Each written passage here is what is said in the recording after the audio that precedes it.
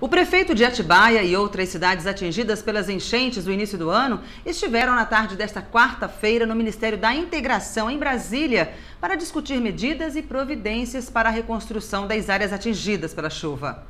O grupo foi recebido pelo ministro Fernando Bezerra Coelho e pelo deputado federal José Mentor.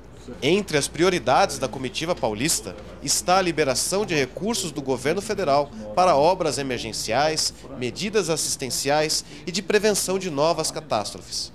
Só em Atibaia, por exemplo, a prefeitura estima que serão necessários quase 24 milhões de reais para obras de reconstrução da cidade. De acordo com o ministro Fernando Bezerra Coelho, o governo federal já liberou cerca de 700 milhões de reais para ser utilizado nas áreas atingidas pelo excesso de chuvas em todo o país. Deste total, cerca de 70 milhões serão destinados para o estado do Rio de Janeiro, outros 50 milhões para Minas. O total que será repassado para o estado de São Paulo ainda não foi definido. O Ministério vai ajudar a recomendação da presidenta Dilma, do governo federal, através do Ministério da Integração, da Secretaria Nacional de Defesa Civil, poder se ombrear com os estados e com os municípios que estão sofrendo os transtornos das inundações, das cheias, das fortes chuvas, para que a gente possa levar a nossa contribuição no sentido de assistir a população e ajudar na grande tarefa de reconstrução dos prejuízos materiais que estão sendo enfrentados. As solicitações de Atibaia já estão no Ministério da Integração Nacional em Brasília. Agora, a equipe técnica do Ministério analisará a documentação. Após a definição da quantia que será repassada para os municípios paulistas afetados pelas enchentes, Atibaia poderá saber quanto receberá do governo federal. Nós tivemos grandes problemas, então as verbas serão destinadas de uma forma bastante racional também. Então, e obras, principalmente as mais importantes, principalmente as obras viárias do município, nós tivemos grandes problemas. Reconstrução de algumas pontes, algumas estradas vicinais que estão em péssimo estado, para que a gente consiga minimizar os problemas desses estragos causados pela chuva.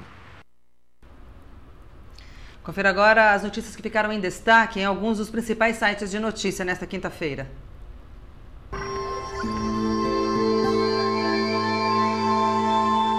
G1. Acidente com moto supera 60% no seguro obrigatório. UOL. Egito prende e venda óleos de jornalistas brasileiros.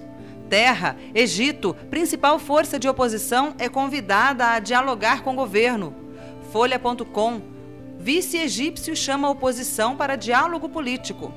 JB Online. Após protesto, o prefeito reabre terminal na Praça 15, no Rio. Estadão. Governo egípcio convida a oposição para diálogo. Os confrontos entre manifestantes favoráveis e contrários ao presidente Hosni Mubarak voltaram a se intensificar nesta quinta-feira no Cairo, capital do Egito. Os dois grupos voltaram a se atacar com pedras em uma rua próxima à Praça Tahrir, foco dos protestos dos últimos 10 dias. A oposição negou a versão da TV estatal de que um diálogo político havia sido iniciado. Os oposicionistas insistem em que só vão negociar depois que Mubarak deixar o cargo. Os confrontos recomeçaram apesar de o exército ter criado uma zona neutra para tentar isolar os grupos rivais. Os favoráveis ao governo chegaram a invadir a área isolada, mas tanques os forçaram a retroceder. Os manifestantes anti-governo continuaram reunidos à noite na Praça Tahrir, o epicentro dos confrontos no Cairo.